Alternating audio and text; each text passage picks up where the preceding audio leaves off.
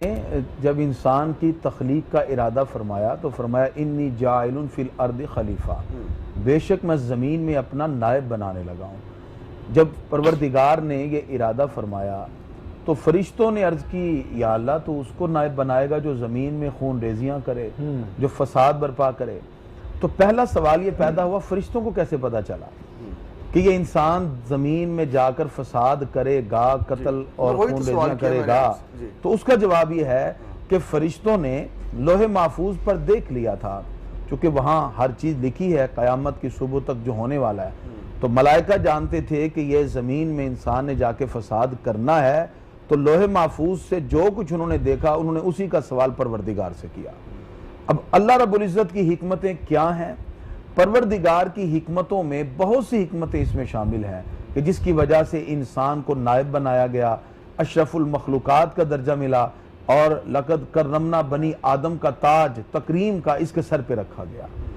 उसमें पहली हिकमत तो ये थी कि मलाइका अगरचे परवरदिगार की इबादत रियाजत के अंदर कमाल दर्जे को पहुंचने वाले थे, लेकिन अल्लाह तबारक व तआला ने फरिश्तों की सरिश्त के अंदर सिर्फ इबादत का वसफ़ ही रखा है और वो इबादत के साथ मुत्तसिफ हैं। एक फरिश्ता अगर 10,000 साल से इबादत में लगा है तो वो इबादत में लगा है।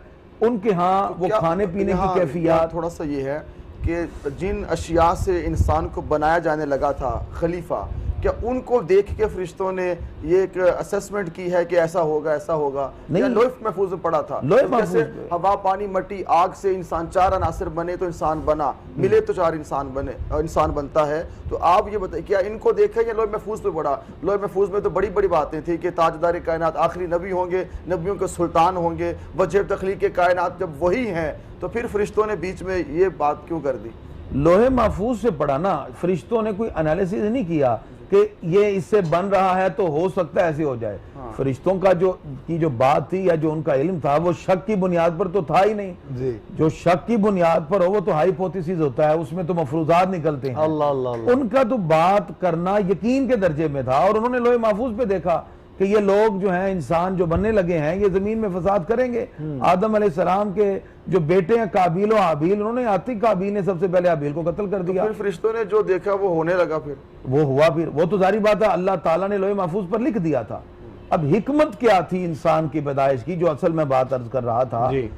तो अल्लाह रब्बुल इज्जत ने इंसान की तख्लीक जो फरमाई उसमें जो हिकमतें हैं उनमें से एक ये थी कि फरिश्ते तो सिर्फ बंदगी और इबादत में मशगूल हैं, उनके यहाँ तो गुनाह का तस्वुर भी नहीं है, इसलिए कि ना उनके अंदर ख्वाहिशात नफसानी है, ना नफ्स की ख्वाहिशात हैं और ना उनके यहाँ वो इंसान की जो होती है खाने पीने की आरजुएं और ये सब चीजें उनके अंदर मौजूद ही, ना उनमें गुस्सा है।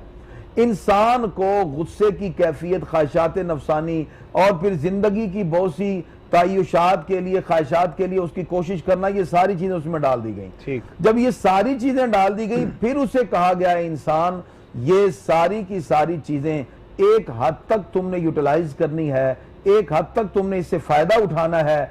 अगर तुम ये चीजें भी परवरदिगार की मोहब्बत में, अल्लाह उसके रसूल की मोहब्बत में इख्तियार करोगे तो यही चीजें तुम्हारी कामयाबी का सबब भी बन जाएंगी। और अगर तुम इससे एराज करके यानी आखिरत को छोड़कर सिर्फ दुनिया के मामलात में लगे रहे, ख्वाहिशात नफसानी की तकमील में लगे रहे, तो फिर तुम्हारे लिए अल्लाह रब्बुल इज्जत की तरफ से रहमत की उम्मीदें नहीं।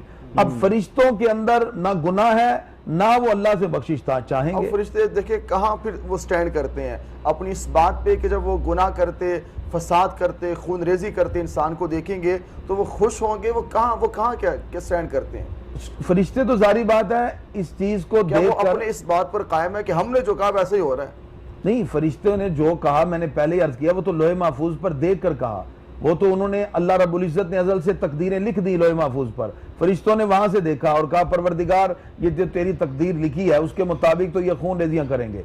तो अल्लाह ताला ने फरमाया इन्नी आलमु मा ला तालमून, जो मैं जानता हूं वो तुम नहीं जानते। तो फिर अलामा साहब की जो बात हुई कि अपने आप को सुपीरियर साबित करने के लिए ये बात कर दी, और वहां तो ये भी लिखा था कि इंसान मोहब्बत भी करेगा, वहाँ तो ये भी लिखा था कि इंसान इसार और कुर्बानी का जज्बा इसके अंदर होगा, वहाँ तो ये भी लिखा था कि इंसान पे मोहब्बत निशावर कर देगा। लेकिन जब भी किसी बात को प्रूफ किया जाता है तो जारी बात है उसके वो मामला जिक्र किए जाते हैं जिसमें इंसान अपने आप की बर्तरी को जाहिर करे।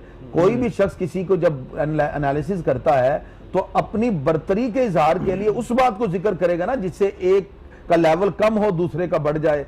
तो फरिश्ते ने तो यही कहा कि ये करेंगे। अब जिसके अंदर बर्तरी का जज्बा होता है उसके अंदर भी ये भी बात होती है कि जो वो कह रहा है वैसा अगर हो तो वो खुश होता है कि जो मैंने कहा वैसा ही हुआ। अगर बर्तरी की आप बात कर लें, फरिश्तों के कहने की वजह से नहीं हुआ, फरिश्तों ने तो मैंने फिर अर्ज कर रहा हूँ वो तो देख लिया ना, पढ़ लिया, सुन लिया, देख लिया। फरिश्ते तो जारी बात है। अब इस बात पर ये तो ना परवरदिगार की बारगाह में या अल्लाह जो हमने कहा कि ठीक है, अल्लाह रब्बुल इज्जत ने वादे कर दिया है फरिश्तों तुम तो सिर्फ कत्ल और खून रेजियां देख रहे हो, ये तो वो लोग हैं जो अपना तन मन धन मेरे दीन पर कुर्बान करने के लिए मैदान में भी आ जाएंगे।